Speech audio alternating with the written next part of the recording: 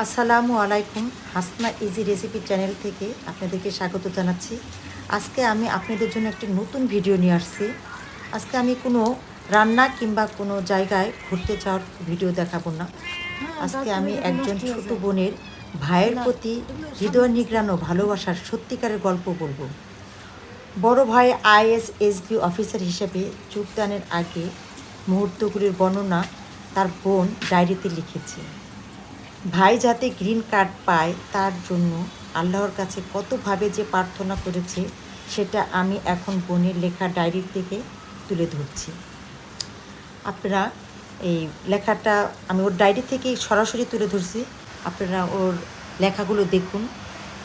বোন ইন্টারে পড়ে, ভাই বোনের যে এত ভালোবাসা, আমি দোয়া করি ওদের এই ভালোবাসাটা যেন শেষ জীবন পর্যন্ত থাকে। আপনারা তাহলে শুনুন ওর ডায়েরি থেকে। আজকে জাবির ভাইয়ার আইএসএসবি এর রেজাল্ট দিবে। আমার দৃঢ় বিশ্বাস ভাইয়া গ্রিন কার্ড পাবে ইনশাল্লাহ। অন্য ডেডিকেট ভাইয়াগুলোও পাক গ্রিন কার্ড, সাথে সাথে আমার ভাইয়াও পাক।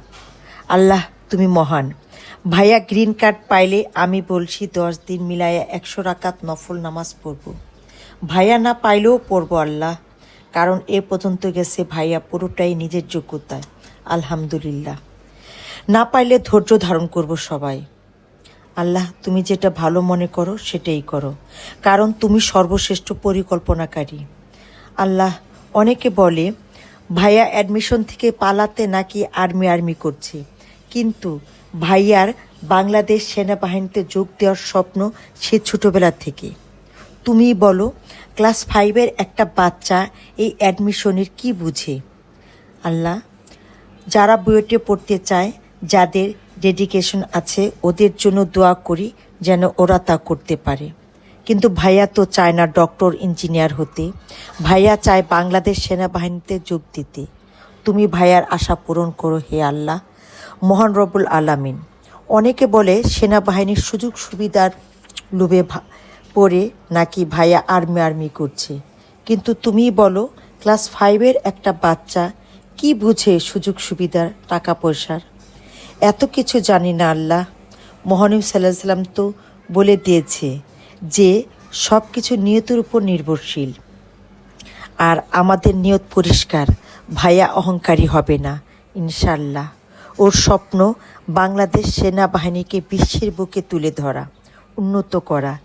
বিদেশি সেনাবাহিনীও যেন বাংলাদেশ সেনাবাহিনীর সাথে ট্রেনিং করতে পারে, ও এই স্বপ্নে দেখে। এসব সামান্য সুযোগ সুবিধার জন্য ও যেতে চায় না। আমার তো মনে হয় ভাইয়াকে যদি কম বেতনও দেওয়া হয় তাহলেও ভাইয়া বলবে না, আমি চাই না ডক্টর ইঞ্জিনিয়ার হতে, আমি চাই সেনাবাহিনীতে যোগ দিতে। আল্লাহ মায়ের পায়ের নিচে সন্তানের বীজ, দেশ তো মা। এই মাকে যেন দেশের নিরাপত্তার জন্য যোগ্য ছেলেরা নেতৃত্ব দিতে পারে তুমি দেখো। আল্লাহ দেশপ্রেম ইমানের অঙ্গ। ভাইয়া দেশকে অনেক ভালোবাসে, শুধু মুখে মুখে বললেই ভালোবাসা প্রকাশ হয় না, কাজে দেখাতে হয়। আর দেশ মার সেবার জন্যই তো ভাইয়া এই কনকনে শীতের মধ্যে ফজরের আগে উঠে আর্মির জন্য কোচিং করতে যেত না। আল্লাহ আমাদের এক আত্মীয় আমার আম্মুকে বলে যে গ্রিন কার্ড পাইলে ভালো, না পাইলে গজব। পরে আম্মু যখন জিজ্ঞেস করছে কিসের গজব, বলে যে কোনো পাবলিকে নাকি চান্স পাবে না। হায় রে, কেন এরা এমন করে আল্লাহ? আমি এত কিছু জানি না আল্লাহ। আমি শুধু জানি যে পাক আর না পাক কিছু, আমার ভাইয়াই থাকবে। তুমি ভাইয়াকে গ্রিন কার্ড পাইয়ে দিও আল্লাহ। এই পৃথিবীতে আম্মু ইরানি আন্টির পর আমি সবচেয়ে বেশি ভালোবাসি আমার ভাইয়াকে, এরপর আব্বুকে।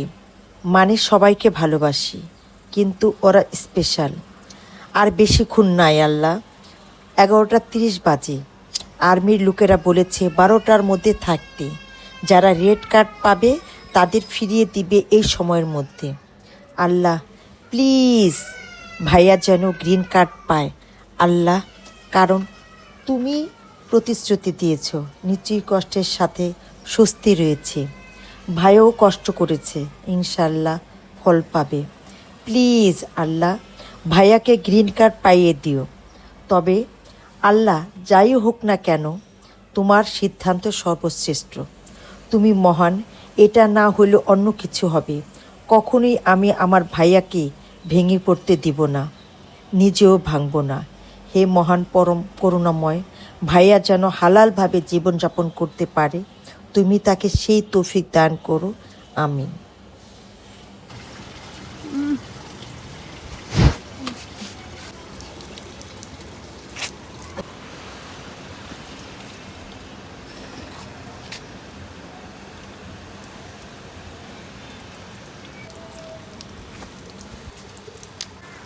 এই গল্পটি শোনার পর নিশ্চয়ই আপনাদের জানতে ইচ্ছে করছে ভাইকে গ্রিন কার্ড পেয়েছিল কি না। হ্যাঁ, বোনের প্রাণপ্রিয় ভাই গ্রিন কার্ড পেয়েছে এবং ভাই 1.5 বছর যাবৎ চট্টগ্রামের ভাটিয়ারিতে আইএসএসবি অফিসার হিসেবে ট্রেনিং করতেছে। আমি আশা করব আপনারা সবাই এই ভাই এবং বোনের জন্য দোয়া করবেন, তাদের ভালোবাসা যেন এমন অটুট থাকে।